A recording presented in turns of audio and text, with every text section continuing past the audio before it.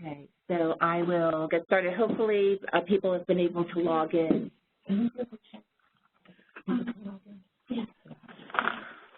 So we talked about some arrhythmia today, so we're really lucky to have Anita Krishnan today.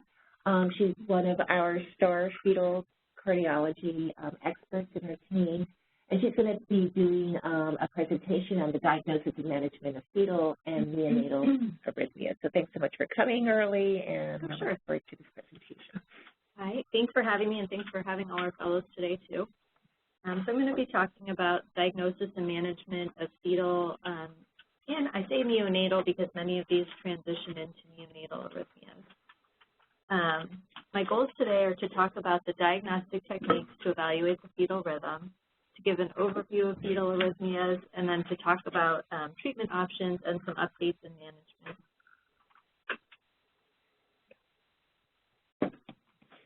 So the normal fetal heart rate changes through gestation. We begin to see contractility at about 3 weeks of gestation before most people even know they're pregnant. At about 5 to 6 weeks, the heart rate is about 110. Then you have first maturation of the sympathetic system, and the heart rate is in the 170s. By 14 weeks, the parasympathetic influence kicks in, and the heartbeat slows down to around 150. And then pretty much in the time that most of us see fetuses, from 20 weeks to term, we expect the heart rate to be somewhere in the range of 120 to 160. The normal fetal heart rate is similar to the normal neonatal heart rate in that it's usually regular. Depending on who you talk to, an obstetrician or a cardiologist, you'll hear different normal values, but obstetricians typically use 110 as the lower limits of normal and 180 as the upper limits of normal. Would you guys agree with that? 160 is usually. Okay. And then the first trimester would be different than the third trimester, right? So the 180 in the third trimester would be pretty scary. With some beat-to-beat variability of 5 to 15 beats per minute. So if you see a short little 3-beat area where the heart rate is 185 or 190, we don't worry that much. Fetal arrhythmias, the scary arrhythmias, luckily are rare and only affect a small number of fetuses, but getting a referral for an irregular heartbeat is actually very common. About 2% of pregnant people have some heartbeat irregularity. Typically, it's almost always premature atrial contractions, and less than 10% of patients will actually have a serious arrhythmia. Our tools right now, although I hope in the next year it's going to change, are primarily fetal echocardiography for studying fetal arrhythmias. So we use M-mode, Doppler, and tissue Doppler, and I think all of you are probably familiar with these techniques. So in M-mode, you put a single line of ultrasound through the heart, trying to capture the atria and the ventricle. And then you see these little blips where the atria is beating, and then on the bottom where the ventricle is beating. So you try to see relationships, like here you see the A comes before the B. So this is sinus rhythm. Doppler is where you put your ultrasound beam in a place like the ventricle where you're trying to catch 2 streams of blood. So here you're capturing mitral inflow and aortic outflow. So this is the mitral inflow, which has passes right when the AV valve opens. That's the first wave, and then the atria contracts. This is atrial contraction, and then this is ventricular outflow. So we can look at an EKG called the PR interval, which is the time it takes for a contraction to go from the beginning of the atria contracting to the beginning of the ventricle contracting. And then there's also something called tissue Doppler, where we look at low velocity myocardial movements and try to get those same waves, the mitral inflow and aortic outflow. But we've kind of found this tool not to be that helpful. It's mostly a research tool. The gold standard for fetal arrhythmias is something called a magnetocardiogram, which uses magnetic waves from the baby's heart and then converts them into electrical signals to give this really high-quality EKG. And you all are lucky to have R.B. Gopin in here, who's an expert in that area in fetal medicine. The problem with it is that it's very expensive. It's about a $3 million device, and you have to have a special nickel-plated room to block out extraneous magnetic noise. And there's really only 2 centers in the U.S. that have it right now, a place in Arkansas and then Wisconsin. Fetal EKG has been theoretically around for almost 15 years, but has not really been incorporated into clinical practice yet. One of our wonderful fellows a few years ago, Bhavna Arya, published our experience at trying to implement the Monica fetal EKG machine into our clinical practice, and only about 50% of the patients had a signal that could be interpreted, mostly because women are heavy. In the time that we see patients, the vernix period, the babies are coded by something that shields the electrical impulse. They're coded by vernix, and so we don't get a tracing between 25 and 32 weeks, which is unfortunately when we really want it. But I am happy to say that I think fetal EKG is finally here. We had a group come from Japan in September with their device, and we tested it in about 16 patients here and found a very high yield of good quality tracing pretty much across all gestational ages. So the way it works is it captures a signal, this signal, which is a combination of maternal and fetal ECG, and then it uses a signal processing algorithm, which Ashish is the expert in, one of our fellows working in this area, it's to divide into the maternal and fetal ECG. And so that's kind of the tricky thing, is that you've never been able to get single beat separation of those two until now. But they found kind of individual premature atrial and ventricular contractions and even gave us the intervals pretty accurately. So we are hoping to purchase one by February or March and start using it here. Luckily, rhythm abnormalities in the fetus are relatively simpler than they are postnatally, partially because we don't have an EKG to really do the fancier evaluation of them. But we can divide it into bradycardia, too slow, and tachycardia, too fast.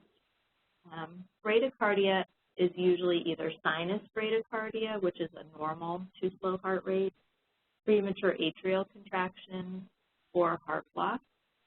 And then tachycardia is either usually sinus tachycardia or supraventricular tachycardia, but very rarely we can see a ventricular tachycardia.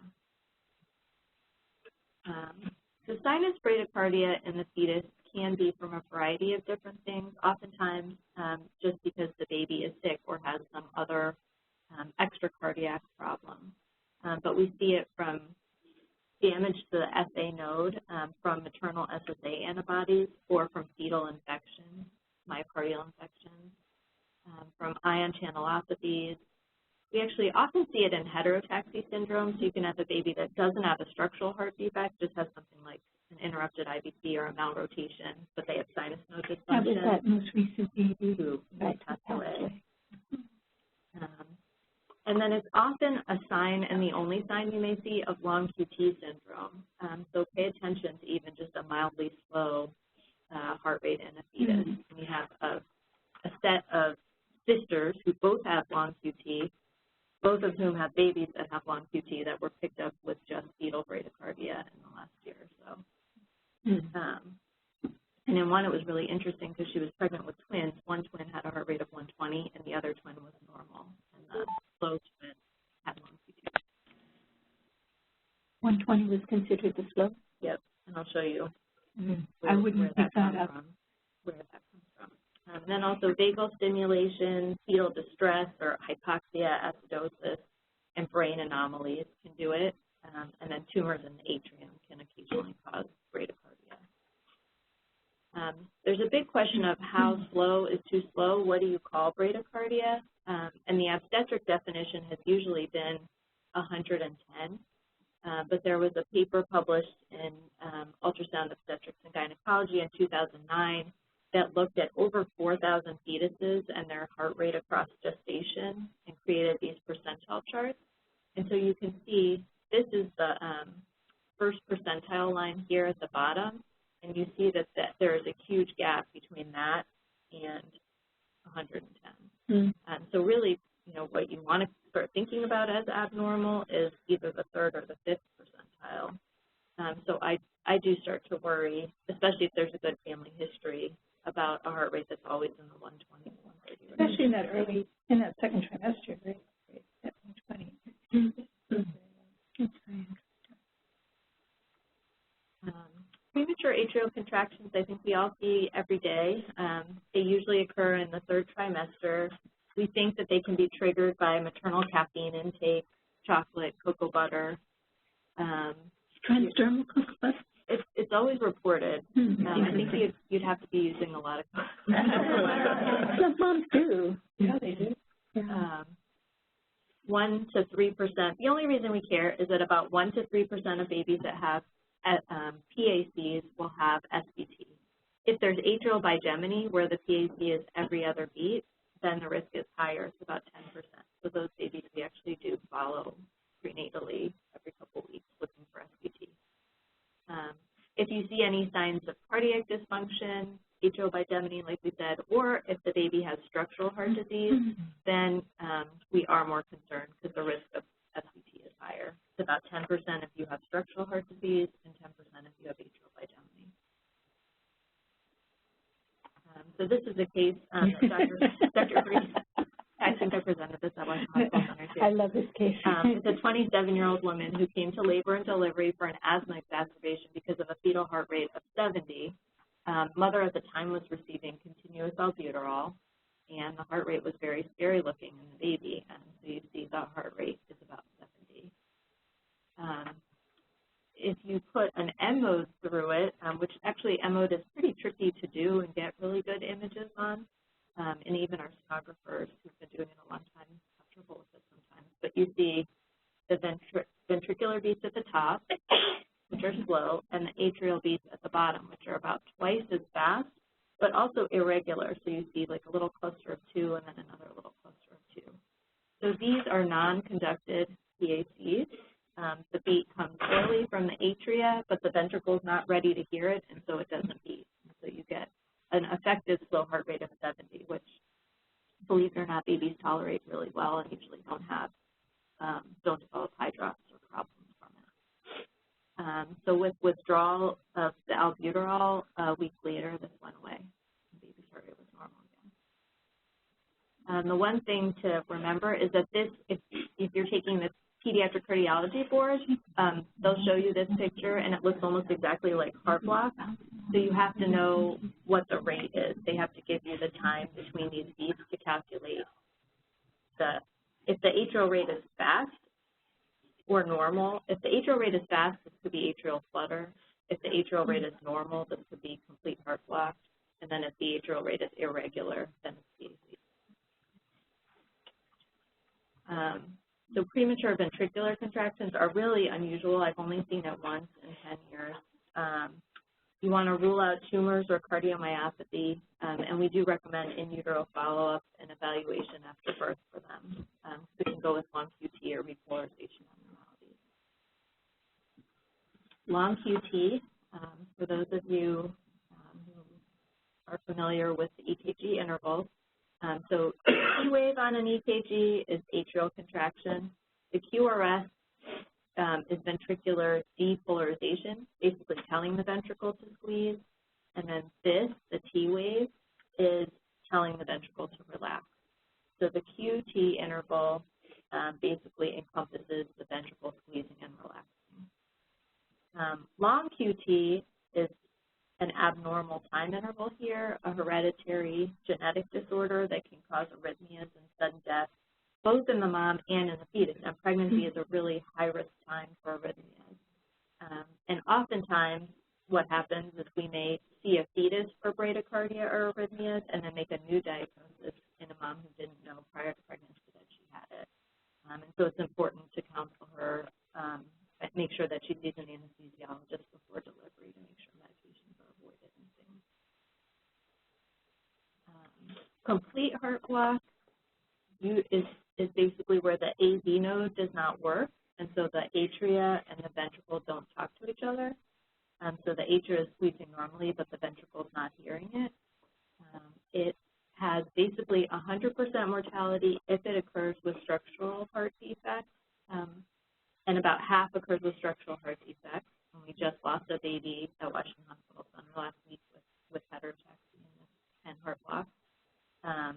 Immune-mediated from maternal SSA antibodies, where basically these antibodies cross the placenta, cause a myocarditis in the heart and scarring of the AV node. That actually is overall pretty well tolerated. There's about 85% survival, and about 2/3 of the babies need a pacemaker. Tachycardia is almost always supraventricular tachycardia. I'll show a case of VT, but it's the only one that we've really ever had here in the last several years. We try to think about tachycardia fetally the same way that we do postnatally, where we divide it into different categories. And the reason is that it helps us pick the right medication.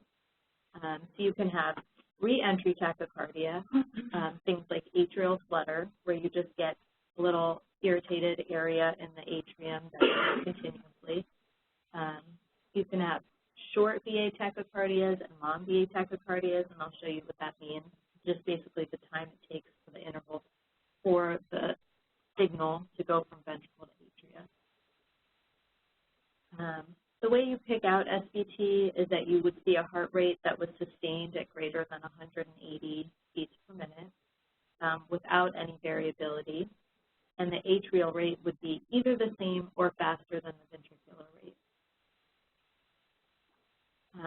The goal of SVT, why we treat it at all, is that it can quickly progress to fetal high drops, and fetuses,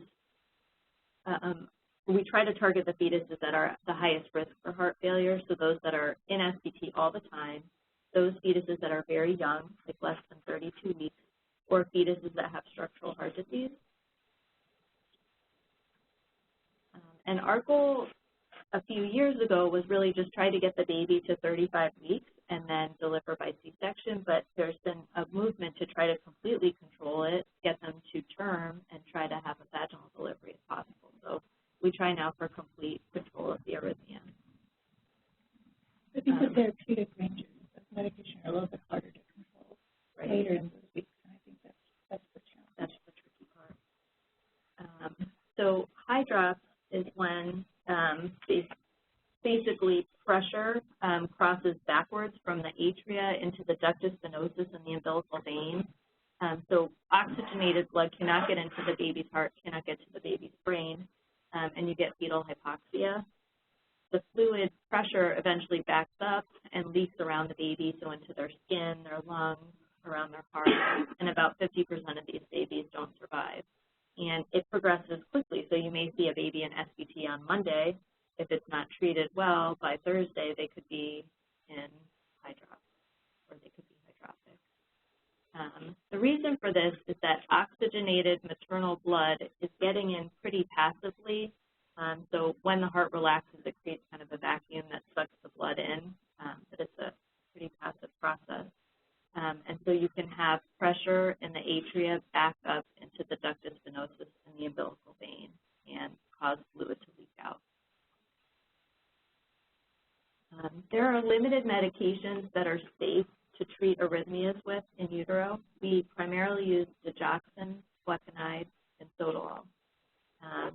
And both the mother and the fetus need monitoring. So when we treat a fetal arrhythmia, you're giving the medications to the mom, either by IV or by mouth, at much higher doses than she would take even if she had an arrhythmia herself. And so Melissa and the cardiologist at Washington Hospital Center work together, and there's almost always a level of stress from the adult cardiologist just looking at the doses that are being given. And the dose requirements may be higher than normal, basically because of the big volume of distribution in the mother and the fetus, changes in gastric emptying in the mom, and then an increase in her GFR during pregnancy. So to choose between digoxin and flecainide, we try to tease apart whether the SVT is called a short VA interval tachycardia or a long VA interval tachycardia, and I'll show you what I mean by that. The short VA interval tachycardias are are more of your garden variety SVT, and any of our electrophysiologists in the group can add more information if they have it. But if the ventricular rate is usually very fast with one-to-one conduction, 10% of patients who have this type of tachycardia will have something called Wolff-Parkinson-White, which is an extra pathway in the heart that would put them at risk for having recurrent arrhythmias throughout their lifetime. And this is responsive either to digoxin or flecainide. The long VA interval tachycardia is sinus tachycardia, something called EAT or PJRT. The simple thing to remember is that these tachycardias are a lot harder to treat. Medications don't tend to work as well. They're slower but more difficult to treat, and they're usually responsive to flecainide. There are rare arrhythmias, something called JET, where the arrhythmia comes from right around the AV node, and then atrial flutter, which is a pretty common arrhythmia in late gestation with a very fast atrial rate. I'm going to show a couple cases to highlight the concepts that I want you to take away. So we had a 38-year-old woman come to our clinic because of a rapid heart rate noticed in the fetus. You can see significant tachycardia. The reassuring thing fetus, though, are that the heart size looks normal, the heart function looks normal, and there's no high drop. So we did Doppler on this fetus, and this is the aortic outflow here. And the way that we measure heart rate is to take the time interval from the start of one beat to another, and so that is 250 milliseconds. And then to get heart rate, what we do is say that a minute is 60,000 milliseconds. We divide it by the RR interval, which is 250, and so we know the heart rate is 240 beats a minute, which is way too fast. If you can get a Doppler of the mitral inflow and the aortic outflow, it would look like this. So you have ventricle squeezing on the top. This is the blood going out the aorta. And then we have the, so ventricle and atria. This is mitral inflow at the bottom, blood coming into the atria.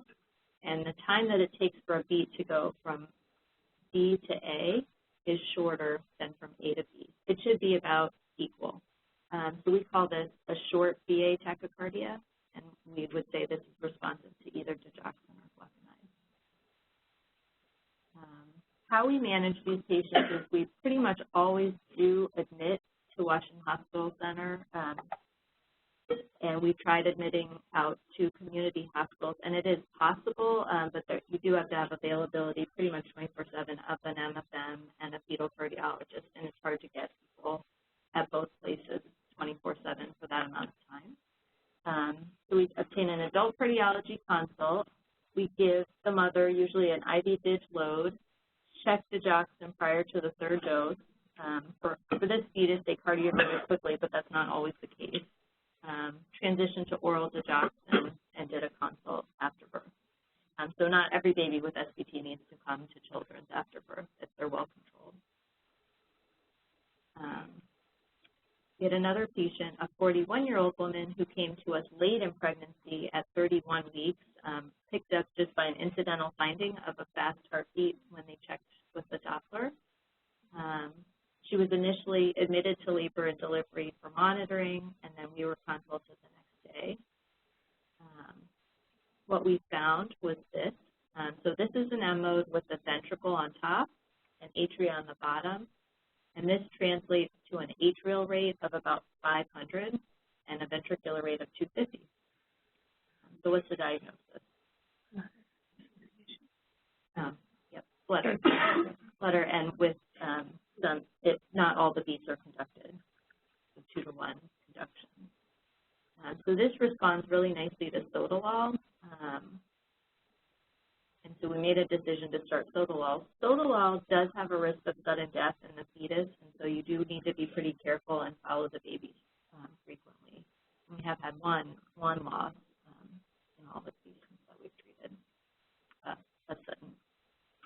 or basically intrauterine fetal demise. So this mother was admitted to the inpatient OB service, and the adult cardiologist was involved. The fetus converted to sinus rhythm after sotalol was initiated. And then the nice thing about atrial flutter is after birth, it tends not to occur. So the vast majority of the time we don't treat, and the fetus is due fine. So it's something about the in utero environment that triggers it. So you stay on it? Stay on it through pregnancy, and then usually after birth, we don't see it, but if we have to deliver because of flutter, because it won't respond, then we can cardiovert and not treat. And then we had another patient, a 25-year-old with gestational diabetes who came in at 31 weeks with tachycardia. The things I want to highlight on this patient are that the right side looks a little dilated, which is worrisome, and there is a little bit of tricuspid regurgitation. So normally we only treat tachycardias if they happen more than 50% of the time that we're seeing a baby. But if we see signs of tricuspid leak or heart dilation, then we will go ahead and treat. So this shows SVT with one-to-one conduction. The VA and AV intervals are about the same, so we would call that a short VA tachycardia and treat with either ditch or flecainide. This patient was started on digoxin, and initially was doing very well. We were seeing her every couple of weeks, and she was doing fine. But at 35 weeks, she was reportedly incessantly in tachycardia at her OB office, and this is what we saw.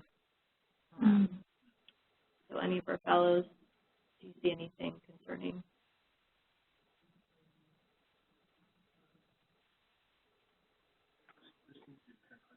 Yep, there's a new pericardial effusion.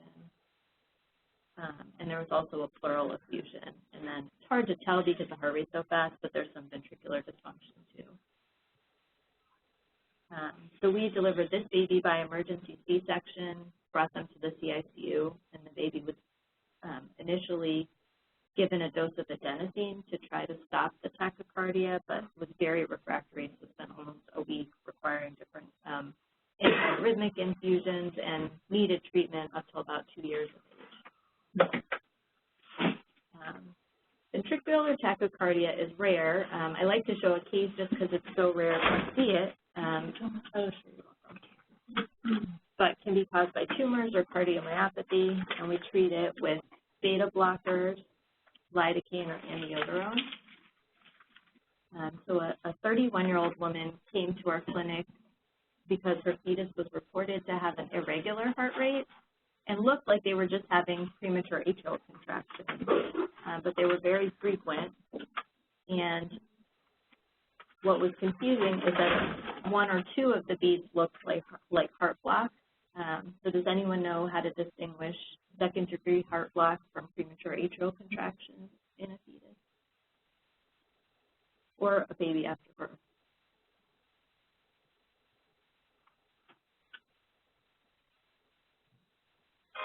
It's really just, are the atrial beats regular or not? So a premature atrial contraction comes early and isn't conducted, whereas heart block, the atrial beat comes on time and then doesn't get conducted. So if you march out, this is a Doppler showing mitral inflow and aortic outflow, blood coming into the ventricle and blood going out.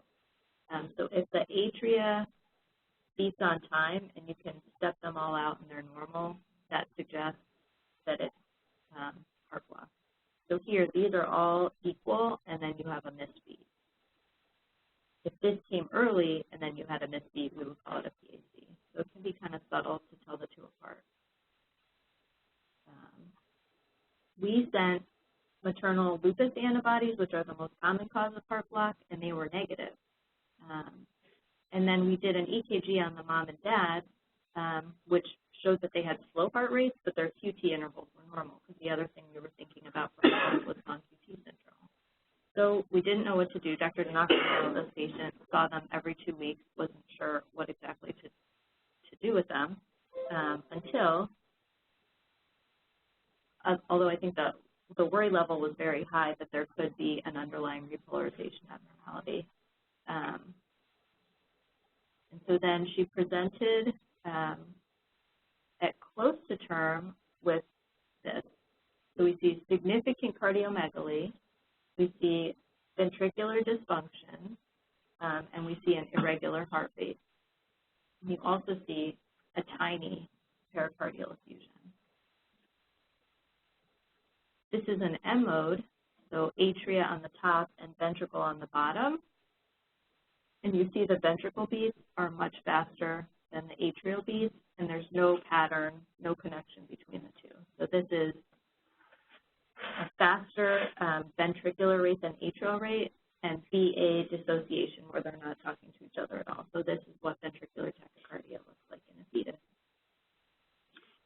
There was also a very long pause in the baby's heart rate of about 1.5 seconds, which is also worrisome. So this combination of a slow heart rate, sometimes heart block, and ventricular tachycardia suggested long QT syndrome, even though the mom and dad had normal QT intervals, which can happen sometimes.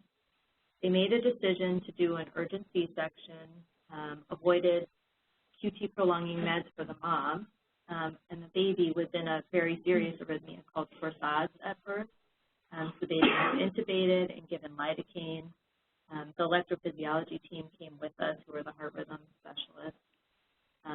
This baby also was very difficult, required multiple medications by IV before going to oral meds, and then she actually needed to get a defibrillator put in before she went home because her arrhythmias were so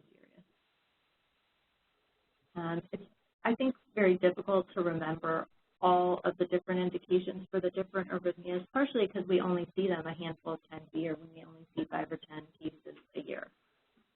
So there are two tables, Table 13 and 14, in the AHA guidelines on fetal management, which really spell out exactly what to do if you see an arrhythmia and how to treat it.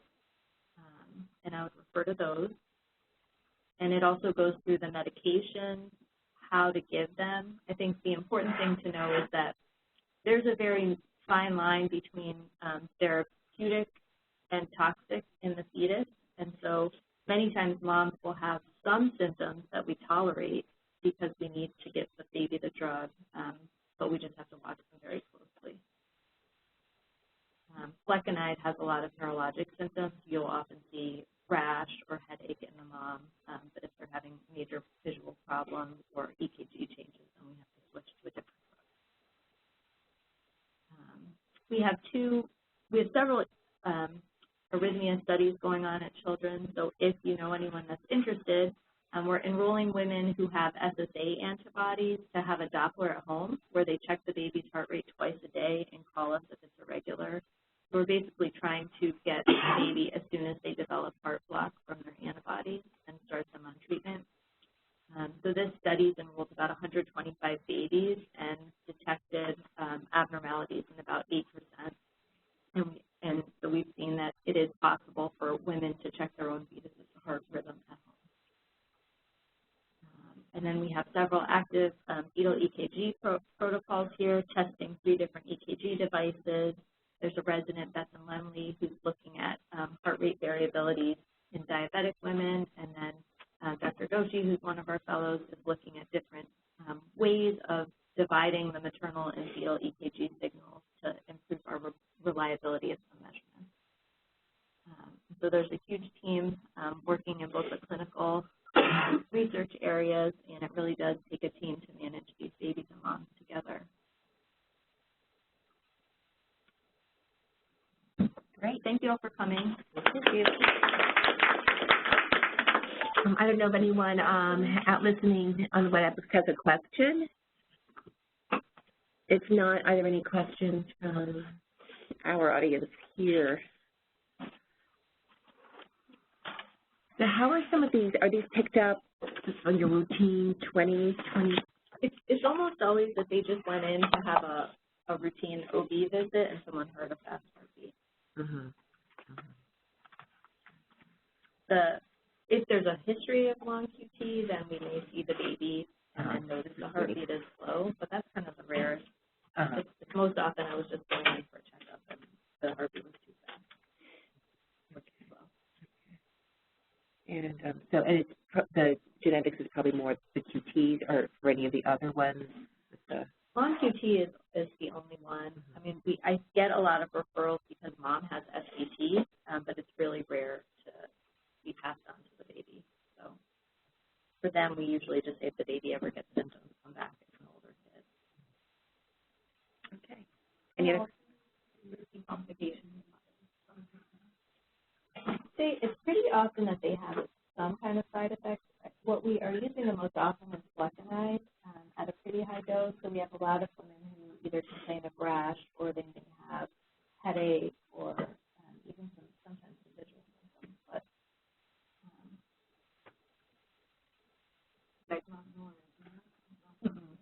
no, it's pretty rare to see it. Okay, well, thank you so much.